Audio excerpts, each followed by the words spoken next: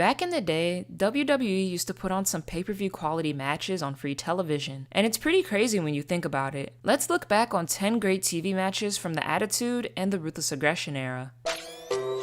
Like a bunch of narcotics. Pull up in that new.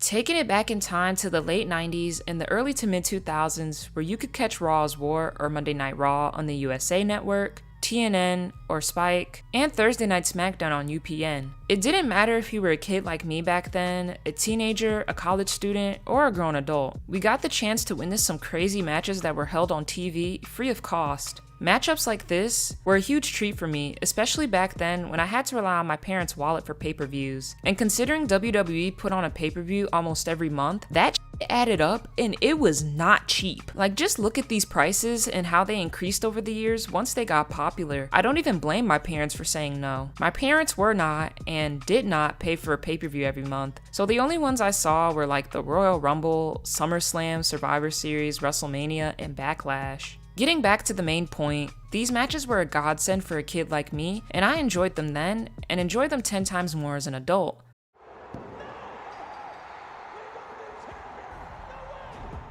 Starting off with the Attitude Era, we got Chris Jericho vs Triple H on the April 17th, 2000 episode of Raw's War, and I'm gonna let Jericho do the explaining on why this was booked. I was punished for calling Stephanie McMahon Helmsley a bargain basement Oh my god! Yup, Jericho and Triple H were feuding during the early stages of the year 2000, and in an attempt to add more fuel to the growing fire, Jericho basically said Stephanie McMahon was the biggest, most disgustingly skankiest, brutal, bottom-feeding trash bag he had ever had the displeasure of laying his eyes on. Rewatching this gave me a weird sense of nostalgia. I feel like this perfectly encapsulated part of what made 2000 arguably the greatest year in WWE history. The young and exuberant crowd, the commentary, a white-hot babyface Jericho, and heel Triple H at his best. This bout was explosive and super fun to watch, and to make things even crazier, this was the opener of the show. I can't remember if anything else on this night was able to garner the magic that the opener did, but I wouldn't be surprised if that didn't happen. There's plenty of action to witness here, from the stuff that happens inside of the ring or outside of it. It's wonderful. I don't know how I did, but I genuinely forgot just how over Jericho was at this point, and if you did too, the crowd will quickly remind you. Just listen to how loud they popped when Jericho started to lock in the walls of Jericho.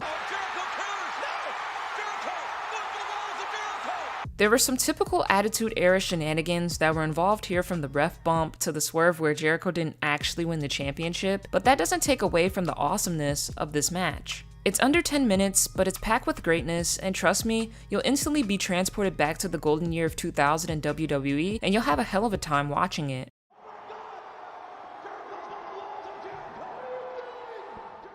There's a lot that I could say, considering that this is another one of my all-time favorites, but I'm going to keep this extremely short because I'd rather the match do the talking for me. It's crazy good, even though this is the night where Triple H tears his quad, but it doesn't take away from it. It honestly adds more to the greatness of the entire thing, especially since Triple H powered through the pain and let Chris Jericho put the walls of Jericho on him after tearing it. What a guy, am I right? Go watch this match.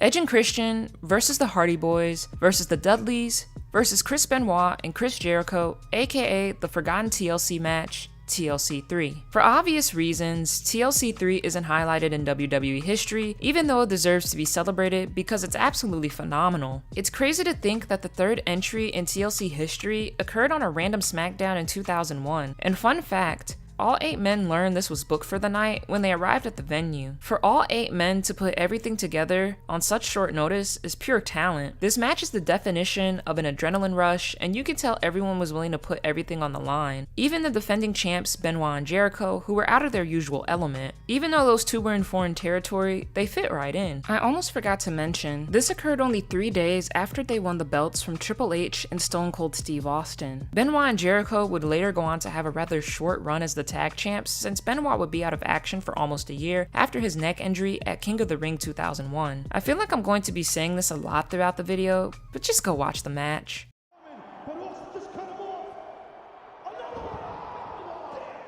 It had been a really long time since I had watched this, and I knew that it was good, but I forgot just how good this match is. You have Chris Benoit taking on Stone Cold in the main event for the WWF title in his hometown of Edmonton, Alberta, Canada, and he definitely got a hero's welcome. Benoit was at a disadvantage though, because he had injured his ribs from that diving headbutt to the table on the outside in TLC 3, and Vince had decided to name himself as the special enforcer, so he had the odds stacked against him, but the fans in Edmonton were counting on him to bring the gold home. There were some really nice spots, such as Benoit and Stone Cold trading sharpshooters and reversing them back and forth, the table spots, this diving headbutt, and the 10 suplex symphony that Benoit gave to Austin that definitely popped the crowd. With Benoit being injured and Vince being the enforcer, that meant that there were some shenanigans involved, but it definitely made this bout more enjoyable, and wow. Austin's heel work here was really good and added to the story that was being told even more. Both men put on another classic within such a short period of time, and I know that most aren't fond of Austin's heel turn, but he definitely put on some classic matches during it.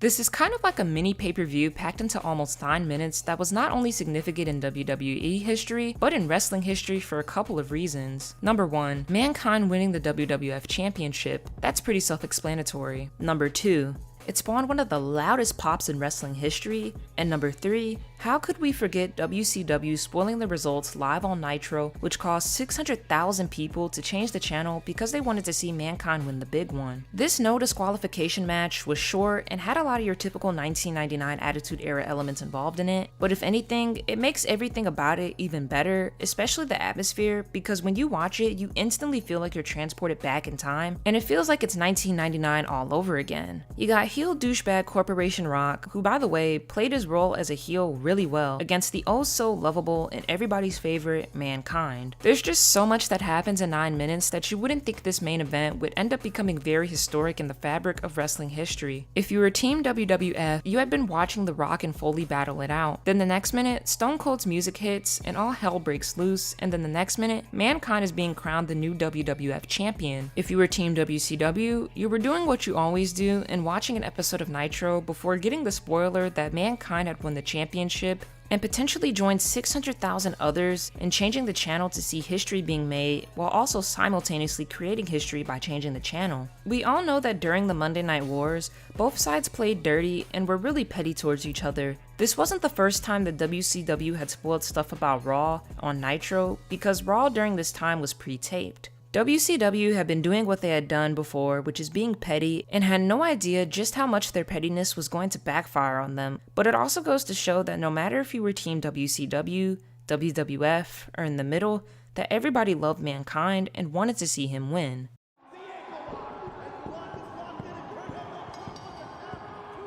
This classic 60-minute Iron Man match took place on the September 13th, 2003 edition of SmackDown, and not only is this my favorite Iron Man match, but it's one of my favorite matches ever. The psychology, the storytelling, and the physicality involved is top tier. You have Brock Lesnar, a former NCAA heavyweight champion who went 106-5 in his college wrestling career, vying for the WWE Championship, and Kurt Angle, who won a gold medal in freestyle wrestling, fighting to defend it. With the history these two have, you just knew it was going to be an instant classic. Although this is an hour long, I've never gotten bored any of the numerous times I've watched this because there's more than enough action which will keep you entertained the whole time. I don't think I've ever seen a bad match that's occurred with these two, and you could definitely argue that this is the best the two have had with each other. This Iron Man match is also really unique because of the high score. It feels like most of them only go up to around 3, but here the score went up to 5. Order some food or cook a meal, doesn't matter, and sit back and enjoy watching, you're gonna love it.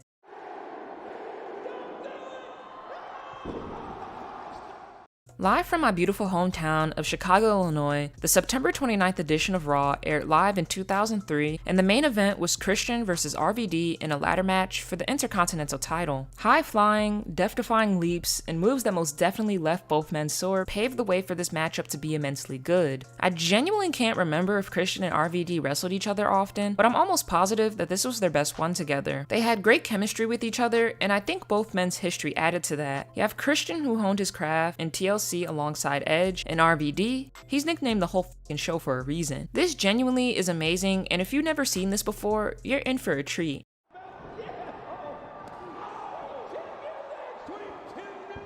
At this point in time, Shawn Michaels and Kurt Angle had been feuding for a while and had a string of classic matches at WrestleMania 21 and at the 2005 Vengeance pay-per-view. Both men had one win over the other, and it was time to see who really was the best between the two. And in order to settle this, a 30-minute Iron Man match was booked for the special Raw Homecoming episode in 2005. And you know what? Another all-time classic ensued. It's mind-blowing how Kurt Angle and Shawn Michaels were able to wrestle back-to-back-to-back classics.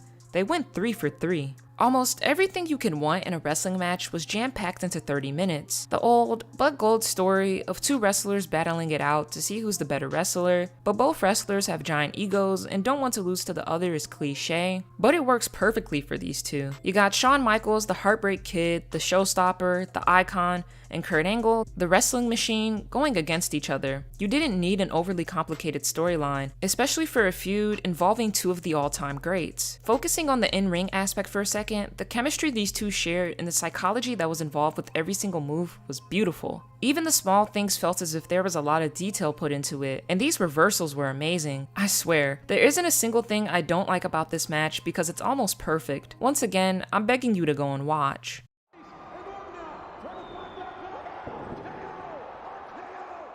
This was a really solid bout between the two, and I love the storytelling that was going on between Randy Orton and the rest of Evolution, and the growing story between Batista and Triple H. This was the main event of the January 24th edition of Raw in 2005 and was taking place sometime after Randy had gotten kicked out of Evolution. We all remember the thumbs down segment where Triple H and the rest of Evolution turned on a young Randy Orton and beat the hell out of him. Now, Orton was on his own and he wasn't going to let his former group members get the last laugh. Although this isn't a 5-star classic, it'll still be a very enjoyable watch that perfectly encapsulates the direction WWE planned to go into with the creation of Evolution and how the main point of the group was to elevate Orton and Batista into stars. One of my favorite moments was when Triple H tripped Orton and let Batista take the fall for him, which ended up getting him ejected from the arena. This was very simple but powerful storytelling, and the priceless look of "I ain't do shit" on Triple H's face is gold. The seed planting that WWE did with this brewing storyline was wonderful. Focusing back on Orton, he came off as a complete babyface here, and although it wasn't intentional, Orton's bleeding added another layer to the story that was being told on how he wasn't going to let Evolution screw him over anymore, even if it took blood, sweat, and tears. This makes for a very enjoyable watch, with a satisfying ending indeed.